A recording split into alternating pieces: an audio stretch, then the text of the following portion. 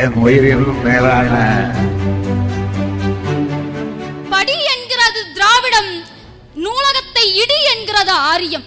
கல்வி என்பதே சமூகத்தை அடுத்த கட்டத்திற்கு எடுத்து செல்லும் என்பதை நன்கு அறிந்தவர் திராவிட மாடல் நாயகர் மு.க. ஸ்டாலின் அவர்கள். கல்வி இல்லாத பெண்கள் கலர் நிலம், அதில் புல் விளைந்திடலாம், நல்ல புதல்வர்கள் விளைய மாட்டார்கள் என்பதற்கிணங்க பெண்களுடைய உயர்கல்விக்கு உதவுவதற்காக ஏற்படுத்தப்பட்டதுதான் புதுமை பெண் திட்டம். அது மட்டுமல்லாம், பெண்களுக்கு மட்டும்தான் திட்டங்களா?